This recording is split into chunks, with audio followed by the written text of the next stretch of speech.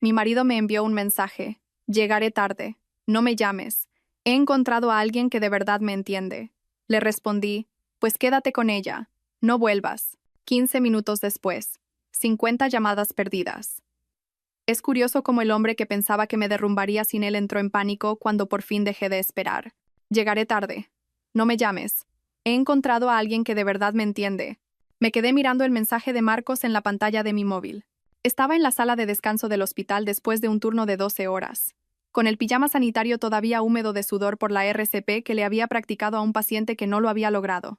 Mis manos, lo bastante firmes como para reanimar corazones, temblaban al sostener el teléfono. 10 años de matrimonio y elegía estas 15 palabras para ponerle fin. Ni siquiera merecía una llamada. Dejé mi café aún lleno y tecleé mi respuesta. Pues quédate con ella, no vuelvas. Antes de continuar, si alguna vez te has sentido invisible en tu propio matrimonio, por favor considera suscribirte. Es gratis y nos ayuda a llegar a más mujeres que necesitan saber que no están solas. Las luces fluorescentes de la sala de descanso zumbaban sobre mí. La tarta de cumpleaños sobrante de alguien reposaba en una caja abierta sobre el mostrador, con el glaseado rosa derritiéndose bajo la dura luz. Felicidades, Verónica, se leía. La ironía no se me escapó. Estaba presenciando la muerte de mi matrimonio junto a la celebración de otra persona. Pero lo extraño fue que no lloré, no grité, no lancé el teléfono contra la pared como en las películas. En lugar de eso, caminé hacia el lavabo y me lavé las manos, con el agua hirviendo, viendo cómo el día se iba por el desagüe. El señor Morales no había superado la cirugía. Mi matrimonio tampoco. Al menos el señor Morales había luchado por quedarse. Aquel domingo por la mañana, hacía solo 4 días.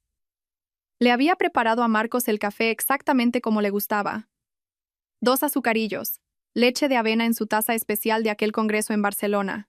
Se había sentado en la mesa de nuestra cocina, mirando el móvil, con el pulgar moviéndose en ese patrón mecánico que yo había memorizado con los años. Cuando le puse la taza delante, levantó la cara para nuestro beso matutino. Un reflejo, nada más. Sus labios estaban secos, distraídos ya en otro lugar. Reunión de emergencia con un cliente, dijo, sin levantar la vista de la pantalla. Puede que llegue tarde. Quise preguntarle qué cliente tenía emergencias un domingo. En lugar de eso, solo asentí y vi cómo se dejaba la alianza en la encimera, donde la había olvidado. La tercera vez esa semana. Me molesta para teclear, me había explicado una vez, enseñándome la pequeña marca en su dedo como prueba de su dedicación al trabajo. Mónica, mi supervisora de planta, asomó la cabeza en la sala de descanso. Clara, ¿estás bien? Llevas aquí 20 minutos. 20 minutos. Había estado de pie frente a este lavabo durante 20 minutos, leyendo y releyendo esas 15 palabras. Una simetría perfecta. Estoy bien, dije, secándome las manos con las toallas de papel ásperas que me dejaban la piel en carne viva. Solo necesitaba un momento. Estudió mi cara con esa intuición de enfermera que todas desarrollamos, la capacidad de detectar el dolor que los pacientes intentan ocultar. Tómate tu tiempo. Fuera estamos cubiertos. La verdad es que llevaba meses viendo venir esto, quizás más. Empezó con pequeñas cosas. Dejó de preguntar por mi día. Dejó de notar cuándo había doblado turno. Empezó a mencionar a Valeria, de su consultora, de esa manera casual que usa la gente cuando intenta no parecer interesada. Valeria tuvo una idea brillante sobre la cuenta de Peterson. Valeria se quedó hasta tarde para ayudar con la presentación. Valeria de verdad entiende la visión del proyecto. Valeria. Hasta su nombre sonaba a alguien que tenía tiempo para clases de yoga y catas de vino, no a alguien que llegaba a casa con la sangre de otros bajo las uñas. Hace 6 meses, cuando Marcos fue ascendido a socio principal, fuimos a celebrarlo a ese asador tan caro del centro. Me puse el vestido negro que me había comprado para nuestro aniversario, el que me hacía sentir como alguien más que una enfermera agotada. Pero se pasó toda la cena enviando mensajes, con la cara iluminada por la pantalla del móvil, sonriendo a textos que yo no podía ver. ¿Quién es?, le pregunté, intentando sonar casual. Valeria, me está felicitando. Ella sí que valora lo duro que he trabajado para conseguir esto. Ella sí que lo valora. Ella sí que entiende. Las palabras se me habían clavado en el pecho como metralla. ¿Cuándo había dejado yo de entenderle? ¿O simplemente había dejado él de permitírmelo? Saqué el móvil de nuevo, repasando nuestro historial de mensajes. Intercambios mundanos sobre la lista de la compra y el pago de facturas. Sus mensajes, cada vez más cortos. Los míos, esforzándose más.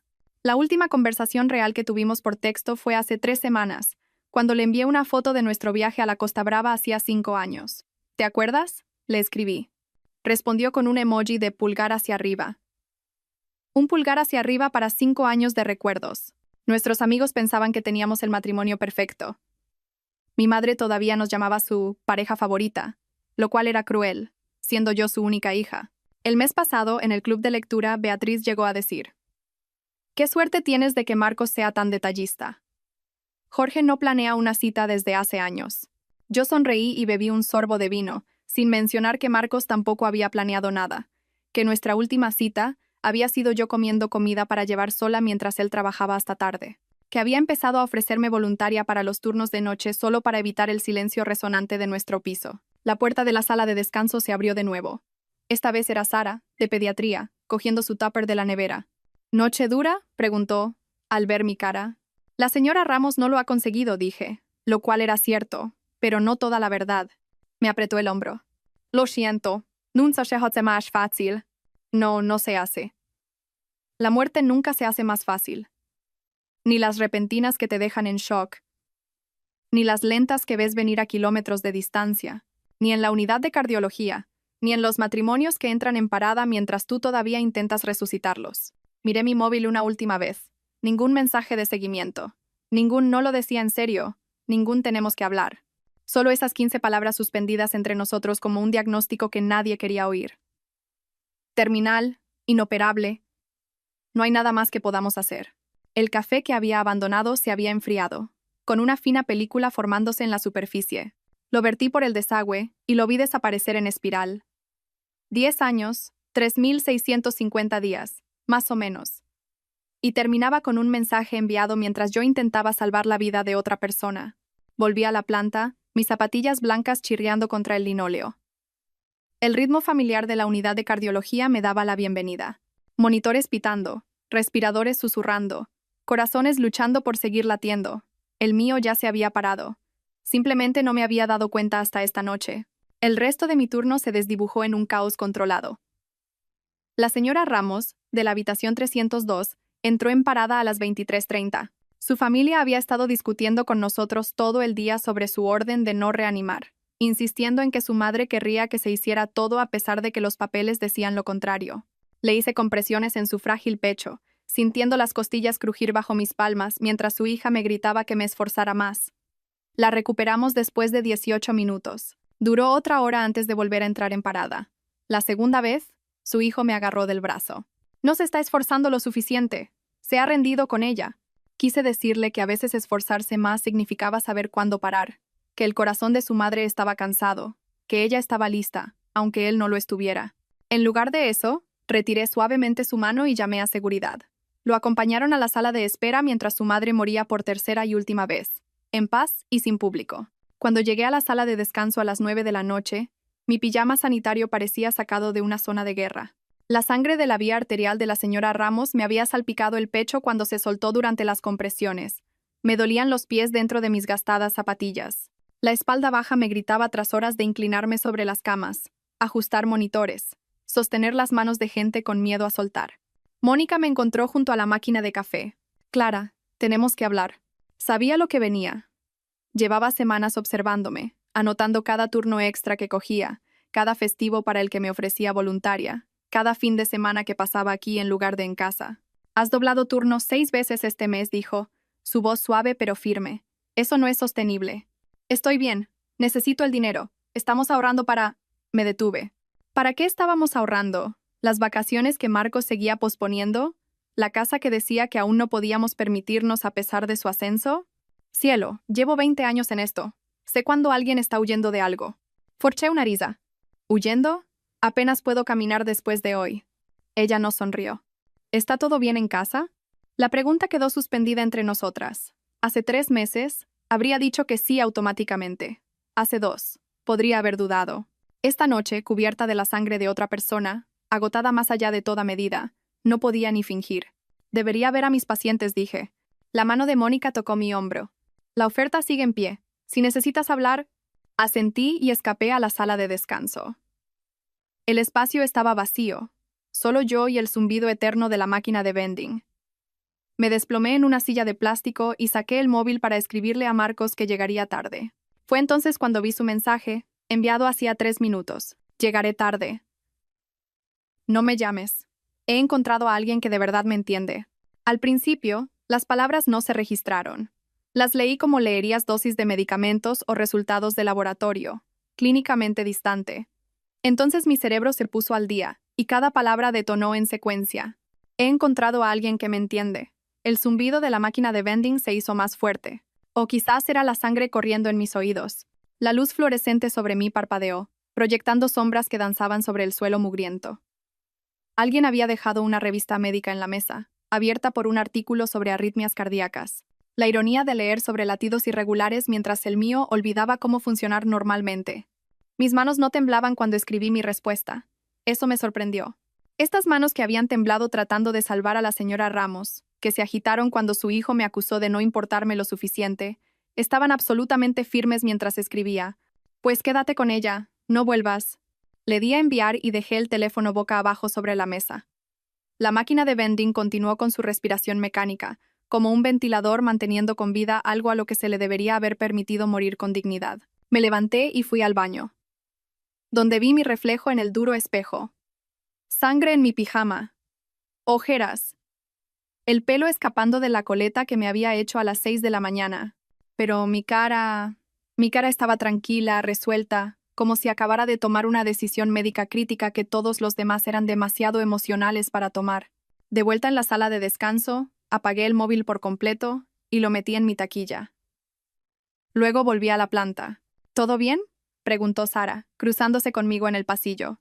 Perfecto, dije, y lo decía en serio. Las siguientes 3 horas deberían haberse hecho eternas. Deberían haber sido una tortura. En cambio, volaron con una claridad cristalina. Actualicé historiales con una concentración sin precedentes. Administré medicamentos con una precisión zen. Cuando el señor Soto de la 308 se quejó de su tratamiento para el dolor, ajusté su dosis sin el habitual debate interno sobre el comportamiento de búsqueda de fármacos. Cuando la enfermera nueva tuvo problemas con una vía, guié sus manos con una paciencia que no sabía que poseía. A medianoche, Mónica me encontró reorganizando el almacén de suministros. ¿Qué haces? Inventario. El turno de la mañana siempre se queja de que no encuentra nada. Se apoyó en el marco de la puerta. Has estado diferente esta noche, Clara. Más tranquila. Y eso me asusta más que si te estuvieras desmoronando. Alineé cajas de gasas con precisión militar. Quizás por fin he entendido algo. ¿Quieres compartirlo con la clase? Me volví para mirarla. ¿Sabes cuál es la parte más difícil de este trabajo? No es la muerte. No son las familias que nos culpan. Ni siquiera son los turnos de 12 horas. Es volver a casa con alguien que no entiende por qué lo hacemos. Que no entiende por qué nos quedamos hasta tarde para sostener la mano de alguien. Por qué lloramos en el coche después de perder a un paciente. Por qué volvemos día tras día incluso cuando nos rompe. La expresión de Mónica se suavizó. ¡Ay, cielo! No busco compasión, dije, volviendo a los suministros. Solo digo que por fin he entendido algo. No puedes hacer que alguien te entienda. O lo hacen o no lo hacen. Y si no lo hacen, me encogí de hombros. Bueno, forzarlo es como hacerle la RCP a alguien que lleva 1 hora en parada. Solo estás rompiendo costillas para nada. Me observó trabajar un momento más. Después del inventario tienes que irte a casa, Clara. Me iré a la 1, lo prometo. Se fue, no sin antes apretarme el hombro de nuevo.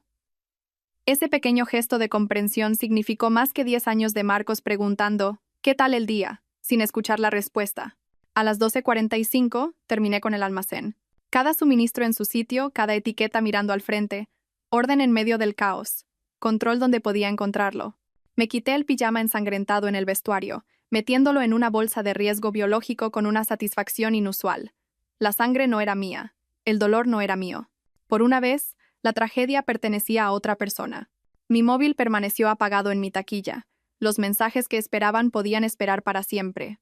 El ascensor del aparcamiento olía a cigarrillos rancios y decepción. Agarré mi bolso, todavía con las zapatillas del hospital que chirriaban contra el suelo metálico, y vi descender los números. -1, -2, -3. Mi coche estaba exactamente donde lo había dejado hacía 14 horas, cuando todavía tenía un matrimonio. El motor arrancó al tercer intento. Debería haberlo llevado al taller hace semanas, pero Marcos siempre se encargaba de los coches. Otra cosa que tendría que aprender a hacer por mi cuenta. La idea debería haberme asustado. En cambio, me sentí extrañamente emocionada. como si me hubieran dado un permiso para convertirme en alguien nuevo. Madrid a medianoche se veía diferente cuando conducías hacia la libertad en lugar de hacia casa. Las calles brillaban por la lluvia de antes. Los letreros de neón se reflejaban en los charcos como acuarelas mezclándose. Pasé por la cafetería donde Marcos y yo tuvimos nuestra primera cita. La librería donde pasábamos los domingos por la tarde antes de que el domingo se convirtiera en su día de trabajo permanente. El bar donde celebramos nuestro último aniversario hace 6 meses. Se había ido pronto para gestionar una crisis. Por supuesto, el supermercado del Corte Inglés, abierto 24 horas, apareció como un oasis. Aparqué torcida, ocupando 2 plazas, porque podía. Porque no había nadie para comentar mi forma de conducir, porque las pequeñas rebeliones se sentían necesarias esta noche. Las luces fluorescentes del interior hacían que todo el mundo pareciera enfermo, o quizás solo era yo, viendo mi reflejo en las puertas automáticas. Cogí un carro aunque solo necesitaba 2 cosas. El Ribera del Duero caro que habíamos estado guardando para una ocasión especial estaba en el estante superior polvoriento y paciente. 48 euros por una botella de vino parecía una locura hace 6 horas. Ahora se sentía como una ganga para celebrar mi independencia. El pasillo de los helados se extendía ante mí como una promesa congelada. Marcos odiaba el helado de menta con chocolate. Decía que sabía a pasta de dientes. Cogí 2 tarrinas. Luego el de café, que según él era demasiado amargo.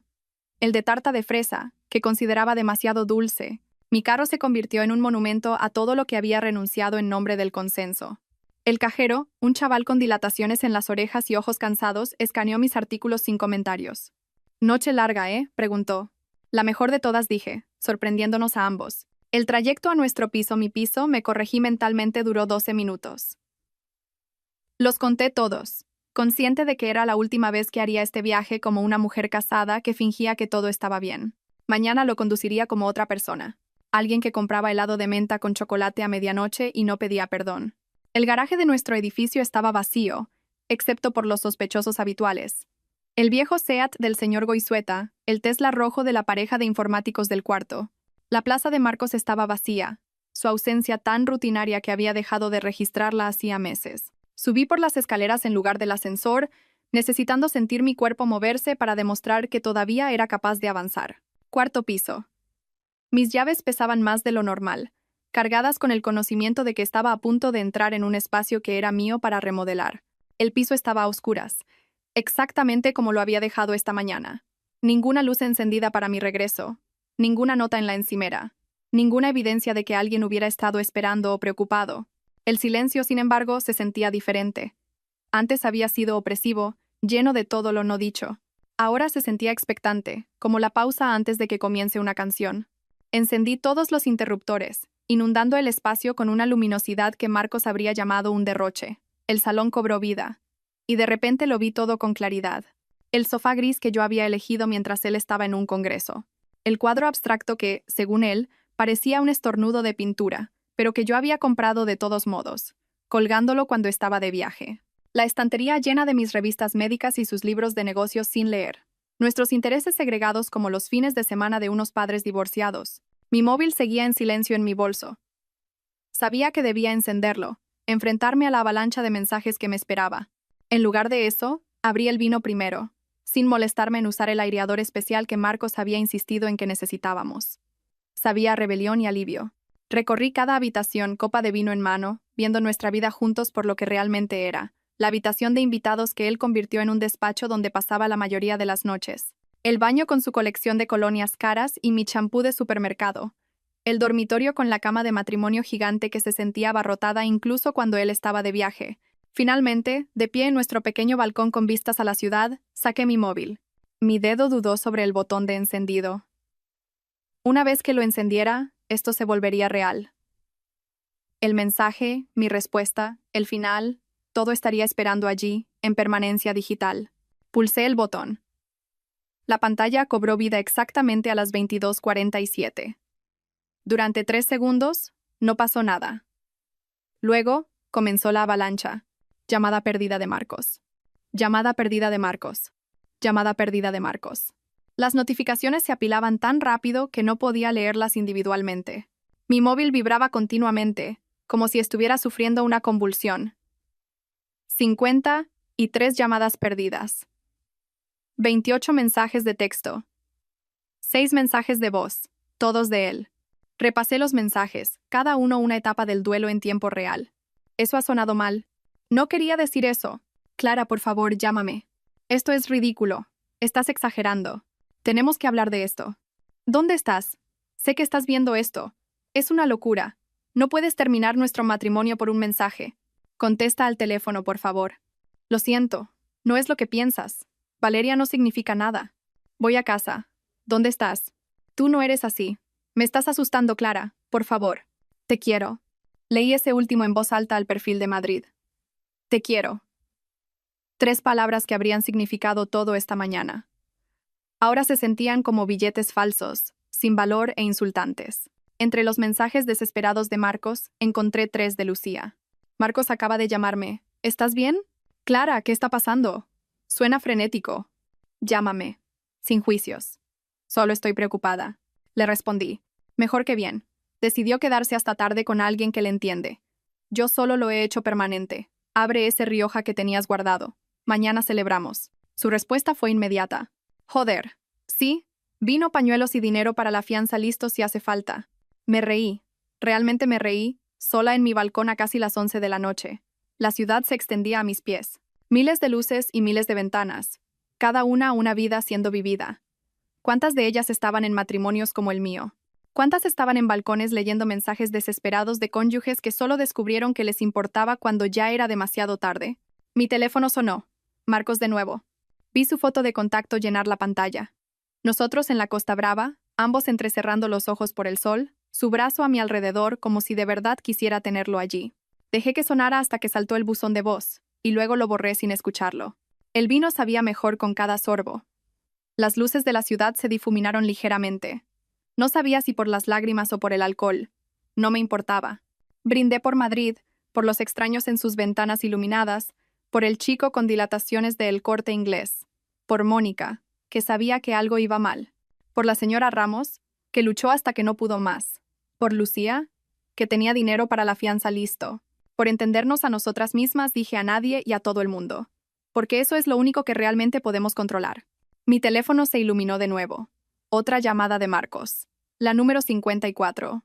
Lo puse boca abajo en la mesa del balcón y entré para comer helado de menta con chocolate directamente de la tarrina, entendiendo por fin a qué sabía la libertad. El helado de menta con chocolate se había derretido y convertido en sopa para cuando finalmente me fui a la cama. Dejé la tarrina en la mesa de centro, una pequeña rebelión contra las reglas de Marcos sobre la comida en el salón. A las 6 a.m. Mi despertador no sonó porque nunca me había dormido. En lugar de agotamiento, me sentía acelerada, eléctrica, como si mi cuerpo hubiera descubierto una nueva fuente de energía alimentada por pura determinación. Llamé al hospital a las 7, escuchando el tono mientras preparaba café en la prensa francesa que Marcos nunca usaba porque era demasiado trabajo. Unidad de cardiología, habla Sara. Soy Clara. Necesito llamar para decir que estoy enferma hoy. Nunca me ponía enferma. 3 años sin una sola ausencia, a través de temporadas de gripe, intoxicaciones alimentarias, y la vez que me fastidié la espalda moviendo el equipo de ejercicio de Marcos que nunca usaba. ¿Estás bien? Anoche parecías diferente. Estoy perfecta. Solo tengo que ocuparme de algunos asuntos personales. Otra pausa. Mónica mencionó que podrías necesitar algo de tiempo. Cuídate, ¿vale? Colgué y llamé al banco. Mientras esperaba, me quité la alianza de la mano izquierda y me la puse en la derecha. La marca que dejó parecía una cicatriz que se desvanecería con el tiempo. BBVA, le atiende Teresa. ¿En qué puedo ayudarle? Necesito separar una cuenta conjunta. La voz de Teresa cambió a ese tono cuidadoso que la gente usa para situaciones delicadas. ¿Puedo ayudarle con eso? ¿Estarán presentes ambos titulares de la cuenta? No, solo yo. 20 minutos después, entré en la sucursal del centro. Teresa resultó ser una mujer de unos 60 años con ojos amables y uñas perfectamente cuidadas. No hizo comentarios sobre mi ropa arrugada de ayer ni sobre el hecho de que estuviera separando finanzas a las 9 de la mañana de un jueves. ¿Cómo le gustaría dividir los fondos? Preguntó. ¿Con los dedos sobre el teclado? Exactamente la mitad. No quiero ser vengativa. Asintió y empezó a teclear. Los números en su pantalla me hicieron darme cuenta de cuánto habíamos ahorrado sin gastar nunca dinero en nada que nos diera alegría. Sin vacaciones porque Marcos siempre estaba demasiado ocupado. Sin conciertos porque la música en directo le parecía caótica. sin cenas agradables porque prefería hacer contactos en eventos de trabajo a los que yo no estaba invitada. ¿Necesitará nuevos cheques? Todo nuevo, dije. Cuenta nueva, tarjetas nuevas, todo nuevo. Sonrió entonces, solo un poco. Un nuevo comienzo, el más nuevo de todos. A las 10:30, estaba de vuelta en el piso con una nueva cuenta bancaria, cheques temporales solo a mi nombre y el número de teléfono de Nacho el cerrajero, que Teresa me había escrito discretamente en un post-it. Es mi sobrino, me había explicado. Ha ayudado a muchas de mis amigas con sus transiciones. Nacho llegó en una furgoneta que tenía cerrajería nuevo comienzo, pintada en el lateral, lo que parecía demasiado oportuno para ser real, pero allí estaba. ¿Señora Salas? Era más joven de lo que esperaba, quizás unos 30, con los brazos tatuados y un cinturón de herramientas que parecía ir en serio. Soy yo. Estudió las cerraduras existentes con interés profesional. ¿Problemas con el novio? Con el marido. Pronto exmarido. Ah, empezó a sacar sus herramientas. Te sorprendería la de llamadas que recibo los jueves. Algo tienen los jueves que hacen que la gente se dé cuenta de que merece algo mejor. Mientras trabajaba, me contó historias. La mujer que cambió las cerraduras después de encontrar el perfil de citas de su marido todavía activo. El hombre que descubrió la infidelidad de su esposa a través de su cuenta compartida de Netflix. La pareja que se cambió las cerraduras mutuamente el mismo día y tuvo que encontrarse en el pasillo para reírse de ello. Pareces bastante tranquila con todo esto, observó, instalando el tercer cerrojo. Trabajo en cardiología. Una vez que has reanimado el corazón de alguien con tus propias manos, cambiar cerraduras no parece tan dramático. Buen punto. Probó la nueva llave. El cerrojo hizo clic con una finalidad satisfactoria. ¿Quieres todas las copias? Todas y cada una. Me entregó 4 llaves en un llavero. Estas cerraduras son a prueba de ganzúas, a prueba de bumping y a prueba de X. Sonrió. Ese último no es un término técnico de la industria, pero debería serlo. Después de que Nacho se fuera, me quedé en medio del piso con mis nuevas llaves, evaluando lo que había que hacer. La presencia de Marcos estaba en todas partes, y a la vez en ninguna. Sus cosas estaban aquí, pero ¿cuándo había estado él presente por última vez? Empecé por su despacho. Revistas de inversión a las que estaba suscrito pero que nunca leía. Premios de su empresa que parecían todos iguales. El escritorio elevable que insistió en comprar y que luego nunca usó, prefiriendo trabajar desde la cama o el sofá. Cada objeto fue a parar a cajas que había conseguido en la licorería del barrio. Sus contenidos anteriores eran más honestos sobre su propósito que cualquier cosa de Marcos. Luego, sus relojes. 6 de ellos, cada uno más caro que el anterior. Cada uno usado quizás 2 veces.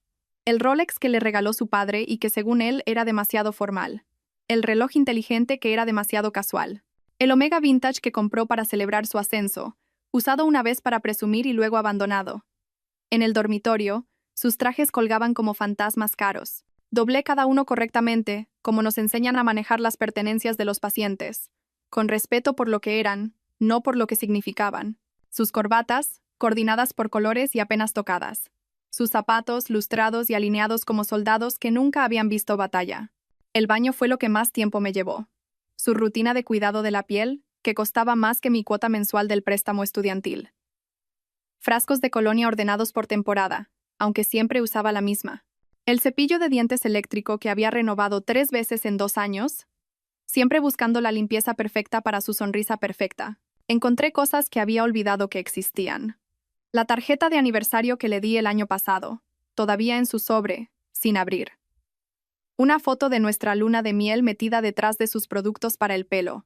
El reloj para el que había ahorrado durante meses para regalárselo por su 30 cumpleaños, todavía en su caja con las etiquetas puestas. A las 14, 11 cajas se apilaban junto a la puerta, como un testimonio de cartón de un matrimonio que había terminado mucho antes de la noche anterior.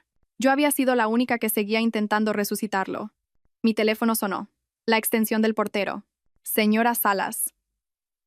La voz de Andrés era profesionalmente neutra, pero oí la pregunta en ella. El señor Reyes está aquí. Su llave magnética parece no funcionar. Podía oír a Marcos de fondo, su voz afilada por la frustración. No está funcionando mal. Algo le pasa al sistema. El sistema funciona perfectamente, Andrés le dije. Su acceso ha sido revocado. Sus pertenencias están empaquetadas junto a la puerta. ¿Podrías ayudarle a cargarlas? Por supuesto, señora Salas. Y Andrés, a partir de ahora, solo señora Salas, permanentemente. Entendido, señora Salas. Tomo nota en el sistema. Colgué y me quedé allí, mirando las cajas junto a la puerta. A través del interfono, pude oír la llegada del ascensor, el murmullo profesional de Andrés, y luego la voz de Marcos, aguda y en aumento. Mi móvil sonó de inmediato. Clara, ¿qué coño es esto? Su voz crepitaba por el altavoz, alternando entre la furia y algo que sonaba casi a miedo. Hola, Marcos. Fui a la cocina, necesitaba hacer algo con las manos. Empecé a lavar la taza de café de esta mañana, la prensa francesa que él nunca había aprendido a usar. Las cerraduras, las cajas. ¿Estás teniendo una crisis nerviosa? No dije, secando la taza con un cuidado meticuloso. Estoy teniendo una revelación. Hay una diferencia. Esto es una locura. Estás siendo completamente irracional. Por un mensaje. Puse la taza en el armario, alineándola perfectamente con las otras. No por un mensaje, Marcos. Por un mensaje honesto. Después de años de deshonestidad en todo lo demás. Ni siquiera sé qué significa eso. Significa que finalmente me dijiste la verdad. Encontraste a alguien que te entiende, Valeria, ¿verdad? De tu consultora. Silencio. Luego, a la defensiva. Valeria es una colega. Trabajamos juntos en proyectos. ¿Proyectos? Me reí, pero sonó amargo. ¿Así es como lo llamamos ahora? No ha pasado nada todavía. No ha pasado nada todavía. Pero querías que pasara. Llevas meses queriendo que pase. Cada mención de sus ideas brillantes, sus estrategias innovadoras, cómo ella entiende tu visión. ¿Has estado teniendo una aventura emocional, Marcos, la hayas tocado o no? Eso no es. Estás tergiversando las cosas. Estoy aclarando las cosas. Dijiste que encontraste a alguien que te entiende. Tiempo presente. Encontraste. No podrías encontrar, o quizás encuentres. Ya la encontraste. Yo solo me estoy apartando para que puedas perseguir esa comprensión sin tenerme a mí en medio. Le oí respirar pesadamente por el teléfono. De fondo, Andrés estaba cargando cajas en el ascensor. Cada golpe sordo era otra pieza de nuestro matrimonio siendo retirada. ¿Y dónde se supone que voy a ir? Su voz se había vuelto más pequeña, la ira desinflándose en otra cosa. Con Valeria. A casa de tu hermano. A ese apartahotel que usabas para todas esas emergencias de clientes. No lo sé, Marcos. Pero ya no es mi problema resolverlo. Eres mi mujer. Era tu mujer. Ahora soy la mujer que respeta tu necesidad de ser entendido por otra persona. Colgó. 20 segundos después volvió a llamar. Tenemos que hablar de esto en persona. No, no tenemos. No puedes terminar 10 años por... Tú los terminaste, Marcos. Yo solo me estoy encargando de la logística. Esta vez, cuando colgó, no volvió a llamar inmediatamente. Me quedé en mi cocina silenciosa, la luz de la tarde entrando a raudales por las ventanas que él había querido cubrir con cortinas opacas. La paz se sentía surrealista, como la calma después de un tornado, cuando compruebas si todavía tienes todos tus miembros. A medianoche mi móvil vibró. No era Marcos esta vez. Un número desconocido con un bloque de texto. Hola, Clara. Soy Valeria, de la consultora de Marcos. Quiero que sepas que no ha pasado nada físico entre nosotros. Hemos tenido algunas conversaciones profundas sobre el trabajo y la vida, pero nunca cruzaría esa línea con un hombre casado. Ha habido una conexión emocional, sí, y quizás se desarrollaron algunos sentimientos que no deberían. Pero te juro que no hemos actuado en consecuencia. Marcos te adora. Habla de ti todo el tiempo. Estas noches hasta tarde han sido solo por el proyecto Morrison, en su mayoría. Vale, a veces hablábamos de otras cosas, cosas personales, pero eso es normal entre colegas que pasan tiempo juntos. Creo que estás malinterpretando nuestra química profesional. ¿Podemos hablar de mujer a mujer? Nunca quise que pasara nada de esto. Lo leí 3 veces. Cada lectura revelaba más. Nada físico significaba que lo habían pensado. Se desarrollaron sentimientos, confirmaba lo que ya sabía. Habla de ti todo el tiempo. Era tiempo pasado y probablemente eran quejas. Química profesional era solo otro término para una aventura emocional. No respondí. A la mañana siguiente, mi teléfono sonó a las 7:30. La madre de Marcos, Inés, llamando desde Marbella, donde vivía en una urbanización de lujo que costaba más que la hipoteca de la mayoría de la gente. Clara, cariño, ¿qué tontería es esta que me cuentan? Buenos días, Inés. Marcos me llamó a medianoche. Histérico. Dice que lo has dejado fuera, que has cambiado las cuentas. Así no funcionan los matrimonios. Casi me reí. Inés en su tercer marido, dándome lecciones sobre cómo funcionan los matrimonios. Marcos encontró a alguien que le entiende mejor. Estoy respetando esa decisión. Los hombres dicen estupideces cuando están estresados. No puedes tomarte cada palabra literalmente. Sí que puedo, y lo estoy haciendo. Te estás rindiendo muy fácilmente, después de todo lo que habéis construido juntos. ¿Qué construimos, Inés? ¿De verdad? ¿Una vida en la que él trabaja 18 horas al día y yo ceno sola? ¿Donde pasa más tiempo con Valeria de su oficina que conmigo? Eso no es un matrimonio. Son solo dos personas con la misma dirección. Su voz se quebró ligeramente. ¿Quién va a cuidar de él? Tiene 37 años. Gana 200.000 euros al año. Creo que se las arreglará. Pero su ansiedad, ya no son mi responsabilidad. Me colgó, lo que parecía ser una tradición familiar a estas alturas. 2 horas después, Lucía llegó con lo que llamó su kit de divorcio de emergencia. 2 botellas de vino, chocolate de calidad, pañuelos y su tablet cargada con listados de pisos. Me encontró subida a una escalera pintando la pared de acento de color coral. Vale, esto no es lo que me esperaba, dijo, dejando sus suministros. ¿Qué esperabas? Llantos, revolcarme en la cama, quizás una sesión terapéutica de romper platos. Ya lloré todo lo que tenía que llorar en pequeñas dosis durante el último año. Cada vez que elegía el trabajo por encima de nosotros, cada vez que mencionaba a Valeria, cada vez que cenaba sola. Ya no me quedan lágrimas. Me observó pintar con trazos firmes, cubriendo el beige que Marcos había insistido en que era relajante. ¿Sabes qué? Dijo finalmente. Nunca me gustó. Casi se me cae la brocha. ¿Qué? Era un condescendiente. ¿Recuerdas en la cena de tu cumpleaños, cuando corrigió la pronunciación del vino? ¿O cuando te explicó tu propio trabajo en la fiesta de Navidad? Era agotador estar cerca de él. Todas lo pensábamos, pero tú parecías, no sé, comprometida a que funcionara. Comprometida a estar ciega, más bien. No, comprometida con tus votos. Hay una diferencia entre rendirse y saber cuándo parar, y tú supiste cuándo parar. Me ayudó a terminar la pared, ambas salpicadas de gotas de coral que parecían confeti de celebración. El color transformó la habitación, la hizo cálida donde había sido fría, viva donde había sido estéril. Va a volver, dijo Lucía, lavándose la pintura de las manos. Los hombres como Marcos siempre lo hacen. Cuando Valeria se dé cuenta de que está realmente disponible, saldrá corriendo. Cuando tenga que hacer su propia colada, cocinar y gestionar sus propias emociones, volverá arrastrándose. Quizás dije, dando un paso atrás para admirar la pared. Pero yo no estaré aquí. No de la forma en que él me necesita. Lucía se fue esa tarde después de ayudarme a mover los muebles, creando un espacio que finalmente sentí como mío. Estaba admirando la pared de coral, ya seca y vibrante, cuando el timbre sonó a las 20:30. A través de la mirilla, vi al hermano de Marcos, Daniel, con cara de preferir estar en cualquier otro lugar. Daniel, dije abriendo la puerta pero sin apartarme. Déjame adivinar.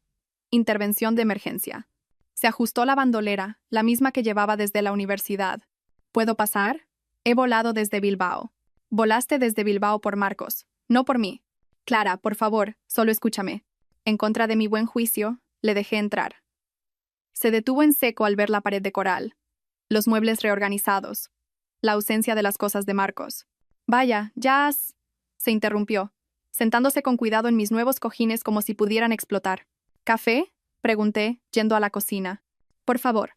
Lo preparé en la prensa francesa, usando las tazas amarillas y alegres que Marcos había relegado al fondo del armario. Daniel sacó su portátil y casi me reí. ¿En serio has hecho un PowerPoint?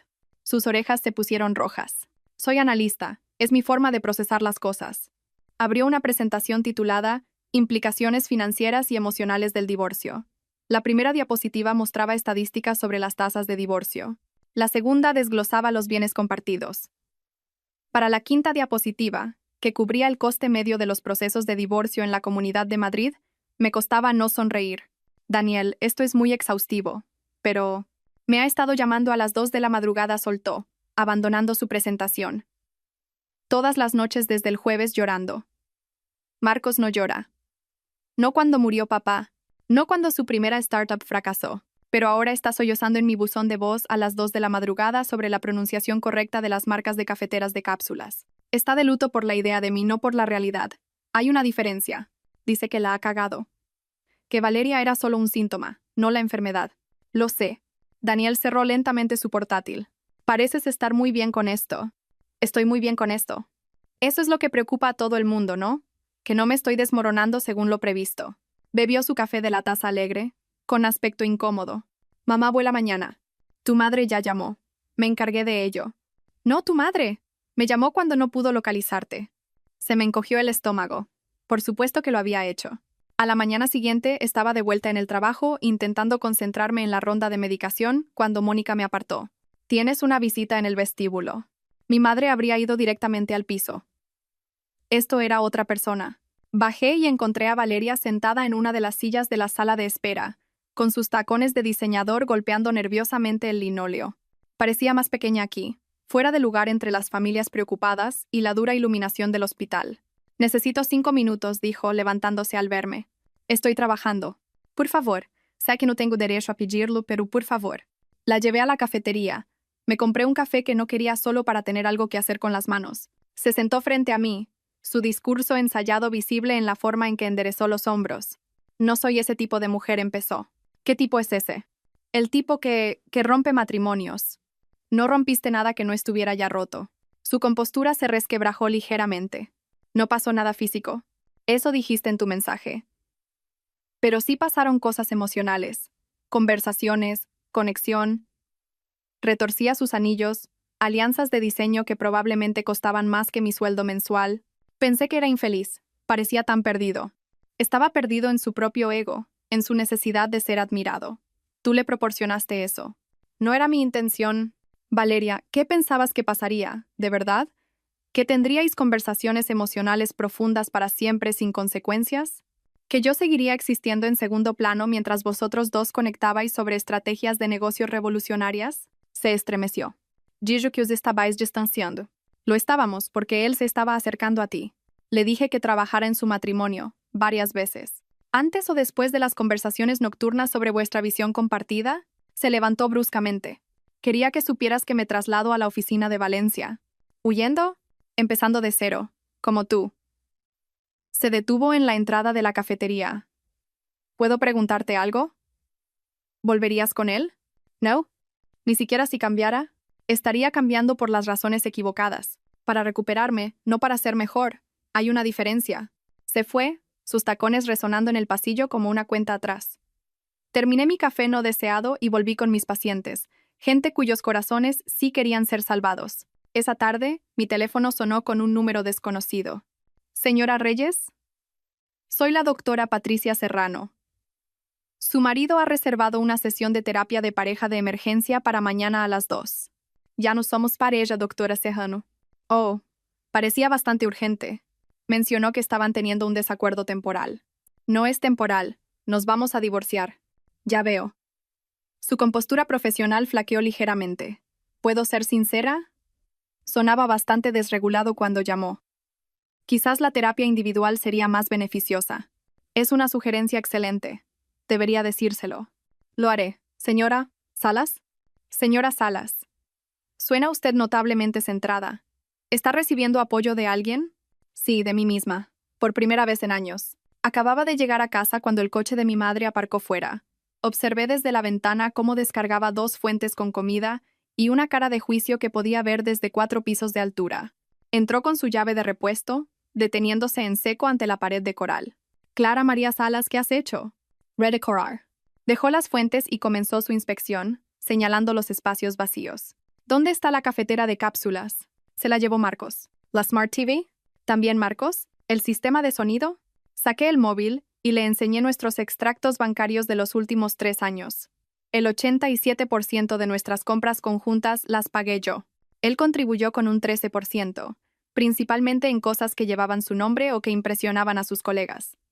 Estudió los números, su dedo siguiendo las transacciones. Te pagabas tus propios regalos de aniversario, normalmente.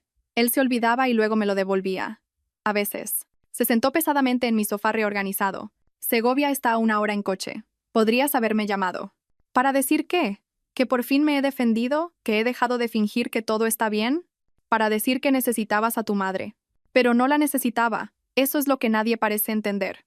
No necesito que me salven, ni intervenciones, ni potajes. Necesito que la gente confíe en que sé lo que estoy haciendo. Miró alrededor del piso, viéndolo quizás por primera vez como mío en lugar de nuestro. El coral es bonito, admitió en voz baja. Resalta la luz. Mamá se quedó a cenar, comiendo ambas su potaje en un silencio cómodo. Dejó la segunda fuente en mi congelador. Me besó en la frente como si tuviera 12 años y condujo de vuelta a Segovia sin intentar arreglar nada más. Esa noche, Dormí mejor que en meses. Pasaron 3 semanas en un torbellino de turnos de trabajo y pequeñas libertades. Compré cortinas que Marcos habría odiado. Empecé a leer de nuevo. Recordé cómo sonaba mi propia risa. Entonces, Mónica me acorraló durante el cambio de turno con esa mirada que ponía cuando tenía un cotilleo demasiado bueno para guardárselo. Así que vi a tu ex anoche, dijo, fingiendo organizar historiales ya organizados. Ah, en ese bar de vinos pretencioso del barrio de Salamanca. Con una morena que parecía que preferiría estar haciéndose una endodoncia. Tenía que ser Valeria. Él estaba inclinado, intentando hablar con ella, y ella simplemente miraba su móvil. Ni siquiera levantó la vista cuando él pidió. Los ojos de Mónica brillaban con reivindicación. El karma es una cosa maravillosa, ¿no? Esperé a que me invadiera la satisfacción. En cambio, sentí una inesperada oleada de tristeza. No por nosotros, no por lo que habíamos perdido, sino por Marcos. Por el hombre que había tenido tanto miedo de ser ordinario, que había destruido todo lo real en busca de algo que brillaba a distancia. Es triste, simplemente dije. Mónica pareció sorprendida. ¿No te alegras? ¿Por qué iba a alegrarme de ver a alguien a quien una vez quise ser miserable aunque se lo haya ganado? Esa tarde, decidí atacar el armario, la última frontera de la presencia de Marcos. Detrás de abrigos de invierno que nunca usaba, encontré una caja que había olvidado que existía. Sus viejos diarios de cuando nos conocimos, algunas corbatas que nunca se había puesto y en el fondo un cuaderno de cuero que no reconocí. No debería haberlo abierto, pero lo hice. Las entradas eran de hace 5 años, justo después de su primer ascenso. Su caligrafía, normalmente tan precisa, era frenética en algunos puntos. Clara ha salvado la vida de alguien hoy. Literalmente ha reanimado un corazón con sus manos. Yo he vendido software a gente que no lo necesita. ¿Cómo compito con eso? Otra entrada. Ella nunca me hace sentir pequeño, pero me siento pequeño a su lado. Es tan estable, tan segura. ¿Qué pasará cuando se dé cuenta de que se casó con alguien inferior? Y la que me dejó sin aliento. La quiero tanto que me aterroriza. ¿Y si se da cuenta de que soy ordinario? ¿Y si me deja? Quizás si la dejo yo primero, emocionalmente, no dolerá tanto cuando se vaya. Me senté en el suelo del armario, rodeada de ropa para donar y recibos de impuestos, comprendiendo finalmente que Marcos no se había desenamorado de mí. Se había desenamorado de sí mismo. Y en lugar de trabajar en ello, había buscado la validación de alguien que no le conocía lo suficiente como para ver a través de su actuación. Valeria veía al consultor de éxito. Yo veía al hombre que tenía ataques de pánico por las presentaciones a clientes. Valeria veía confianza. Yo veía al niño que todavía buscaba la aprobación de su madre a los 37 años. Ella entendía su fachada. Yo entendía sus cimientos. Y eso le aterrorizaba más que perderme. Mi móvil vibró. Un número desconocido, pero la vista previa del mensaje mostraba el nombre de un bufete de abogados. El mensajero llegó 1 hora después con un sobre manila que pesaba más de lo que debería. Dentro, los papeles del divorcio con la firma de Marcos ya puesta. La nota de su abogado era breve. El señor Reyes desea agilizar los trámites. Acepta todos sus términos. Todos mis términos. Ni siquiera había presentado términos aún. Extendí los papeles sobre la mesa de mi cocina, la misma mesa donde habíamos compartido 10 años de cafés matutinos. Su firma parecía temblorosa, a diferencia de su habitual escritura precisa. Me lo había dado todo. El piso, los ahorros, incluso cosas que no había pedido. Se sentía como leer una nota de suicidio escrita en lenguaje legal. Firmé mi nombre con la misma mano firme que usaba para los certificados de defunción en el trabajo. Otro final documentado, presenciado, archivado. La tinta se secó rápidamente. Azul oscuro sobre papel blanco, oficial e irreversible. 2 días después, me encontré con Héctor en el supermercado. El mejor amigo de Marcos desde la universidad. El que había sido su padrino de boda. El que había jurado que yo sería buena para él. Estaba comprando pizzas congeladas y cerveza, la lista de la compra universal de un hombre que acoge a un amigo con el corazón roto. Clara. Parecía que preferiría estar en cualquier otro lugar. Hola, Héctor. Nos quedamos allí, entre las verduras congeladas y los helados, sin saber cómo navegar la situación. Se está quedando conmigo, dijo finalmente. En mi sofá. Eso está bien. No debería estar solo. Héctor se rió, pero con amargura. Valeria lo echó. Bueno, no lo echó porque no vivían juntos, pero le dijo que necesitaba espacio para procesar. Curioso cómo funciona eso. No dije nada. ¿Qué había que decir? Llora, ¿sabes? Continuó Héctor, como si necesitara contárselo a alguien. Todas las noches, mirando vuestras fotos de boda en su móvil. No para de decir que lo destruyó todo por alguien a quien ni siquiera le gustaba tanto. A ella le gustaba la idea de él, y a él le gustaba la idea de ser entendido sin tener que ser realmente vulnerable. Héctor movió su cesta de comida de soltero. Sabe que es demasiado tarde.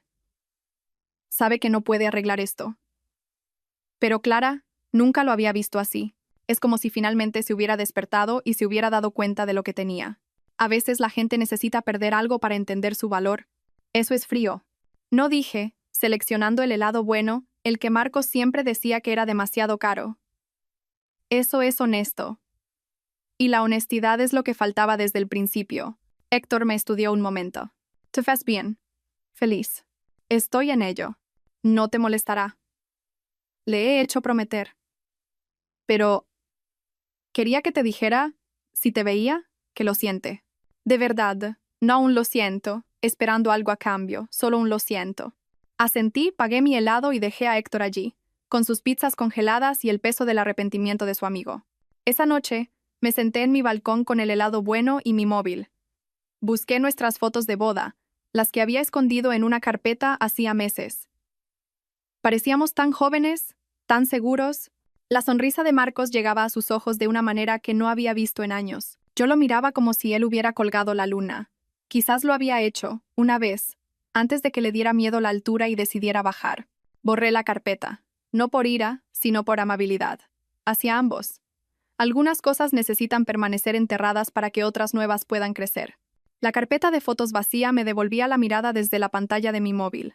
Donde habían vivido 10 años de recuerdos, ahora solo había un espacio en blanco. Cerré la aplicación y dejé el teléfono a un lado, terminando mi helado mientras las luces de Madrid parpadeaban abajo, como promesas que finalmente estaba lista para hacerme a mí misma.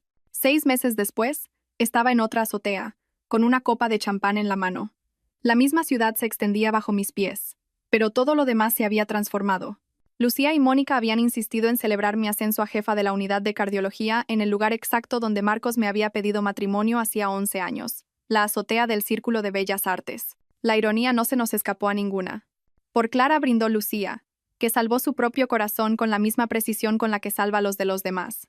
Por no necesitar que nadie nos entienda, añadió Mónica, su voz cargada con el peso de su propio divorcio 3 años antes. Por elegirnos a nosotras mismas, dije, y chocamos las copas mientras el sol se ponía sobre la ciudad. El bar de la azotea había sido renovado desde la pedida de Marcos. Muebles nuevos, nueva iluminación, incluso un nombre nuevo. Pero la vista seguía siendo la misma. La sierra al fondo, la gran vía cortando el centro, los edificios iluminados como joyas.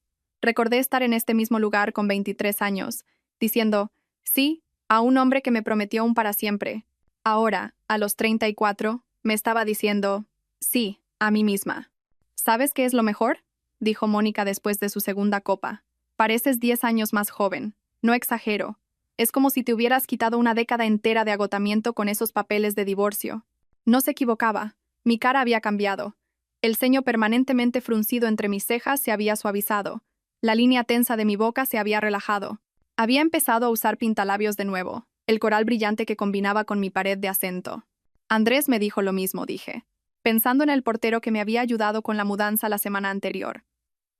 Había encontrado un apartamento de un dormitorio a 6 calles del hospital, más pequeño que el lugar que había compartido con Marcos, pero inundado de luz. Había pintado una pared de verde salvia, otra de rosa empolvado. Las plantas abarrotaban cada alféizar, potos, sansevierias y una monstera enorme que ya se estaba quedando sin espacio. Los muebles eran todos míos, elegidos por comodidad en lugar de por impresionar. Andrés había ayudado a llevar cajas, su discreción profesional finalmente resquebrajándose al ver lo diferente que me veía.